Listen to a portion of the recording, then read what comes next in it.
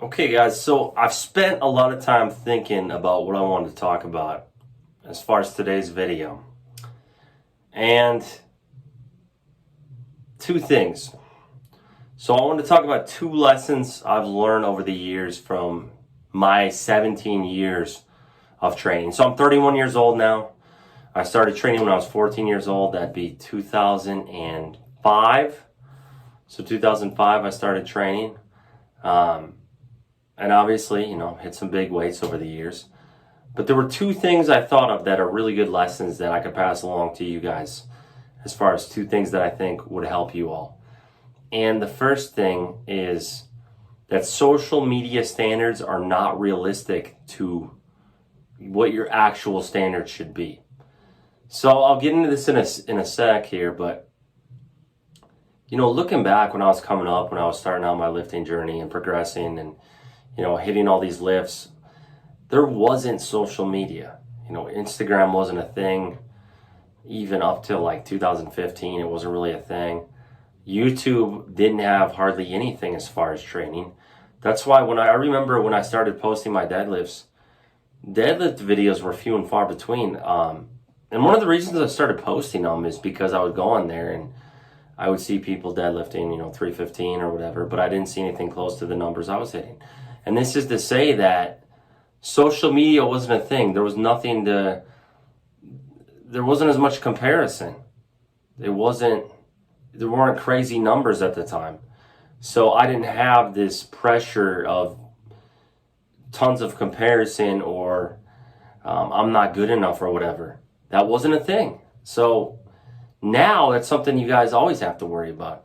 You're always seeing this elite 0.001% on social media, in your feeds on Instagram or in your subscriptions on YouTube. You're seeing on Lifting Vault's channel, Lifters Club, you're seeing these amazing lifts where guys are always cropping up, hitting insane numbers. And that just wasn't a thing when I was coming up, and I think that worked to my advantage because I could just worry about me. I could just worry about my progression instead of having to worry about, another guy who hit 700 deadlift. And the guys hitting 700-800 pound deadlifts are the 0.001%.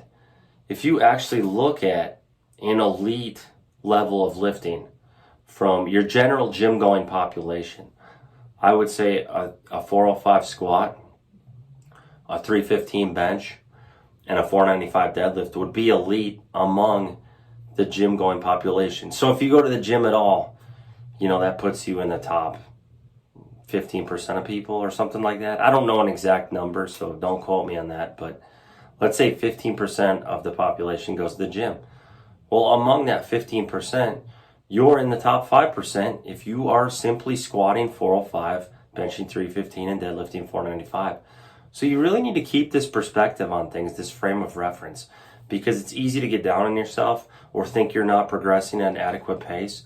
When you're seeing the Lifting Vault channel with the crazy lifts, when you're seeing these guys on your Instagram feed, and really there's three different categories of which you could put things into. You could put things into elite among the general gym going population.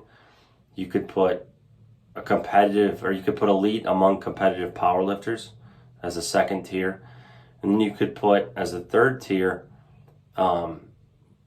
elite among the best powerlifters. So you could have three tiers here with the gym going population, powerlifters, and then elite powerlifters. There's just different levels to this. So don't compare yourself to the John Hacks, the Jamal Browners, the SSJ Bobs, the Ashton Ruskas. Don't compare yourself to these guys, whether you're on the drug-tested side or the untested side, because you're really at a really good level if you're just hitting those numbers alone with the 4-plate squat, the 3-plate bench, the 5-plate deadlift. Focus on your journey. Don't get caught up in what they were doing, because over the years, I never had this basis for comparison. When video cut off, but I'm back. So yeah, keep the focus on a slow and steady progression yourself, which leads me to my second point. So one of the other things I would say is don't get in a rush with your progress. A slow and steady progression is going to get you further in the long run than, hitting massive PRs here initially and then tapering off. So the best guys, the guys who I see make the most progress over the long term, are just chipping away slow and steady. You know, I'm talking 5-pound PRs here and there. They don't smash massive PRs. They chip away where it's like 5 pounds at a time on bench over the course of every few weeks or every few months even. But that slow and steady progression just yields better results overall. So when you see all these PRs on your feed and all this, it makes you want to go and lift heavy and throw away your training cycle and peak. But if you're just consistent over time, that's going to give the best results. It's the same way with the YouTube channel for me. I know with the YouTube channel, I can't be swinging for the fences all the time trying to hit home runs on every video. If I just keep hitting singles and putting out consistent content, that's going to grow the channel more than anything. If I try to keep it real with you guys, as opposed to trying to make up stuff where I'm just trying to come up with content, you know, that's not going to work. As opposed to keeping it real with conversations like this, that's what's going to grow the channel slowly but surely, but keep it over a more steady progression. So it's true. It's the same way with lifting. It's like a slower progression is often better. Don't get so rigid. You know, don't be so caught up in your training cycle, so rigid with your training that you always feel like you have to train on the same days, and that if you miss a day, it's the end of the world. It's a-okay to space out your training, you know, to where things come up, life comes up. This is normal. Everybody has things outside of lifting. Lifting should enhance your life. It shouldn't be your life. So if you miss a training day, it's not the end of the world. You can wait a day or two, and you're going to do just as good in the long run. Maybe even better. If you have a day where you're not feeling on your A game, where you're feeling run down, where it's been a crazy day or whatever, it's okay to push back the whole week to where, you know, you're training on a Tuesday instead of a Monday.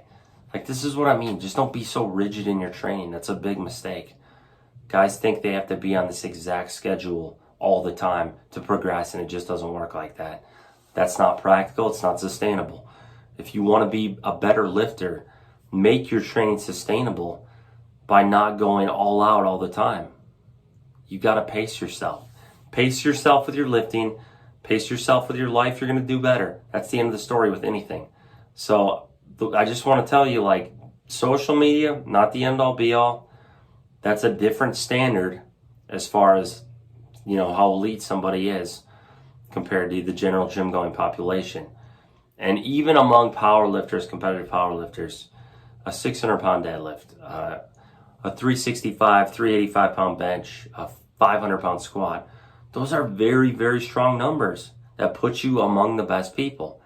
So don't let this perception get skewed. That's my main point. Don't get down about it. What you see is not reality. Just like what the media pushes at us, that's not reality of what's going on. When we see these news stories, they're telling us their agenda. It's not the reality. It's similar to social media. It's a veil. It's not real life. Okay? That's a very small percentage. You're not seeing all the thousands of other people lifting who are nowhere close to those top guys. So that's my point I wanted to make. If you guys like the video, give it a thumbs up, please. Comment, subscribe. I'll keep the videos coming. I appreciate you. And I think we'll do some big podcasts this week. And I'm going to try to reach out to all the people that you guys suggested.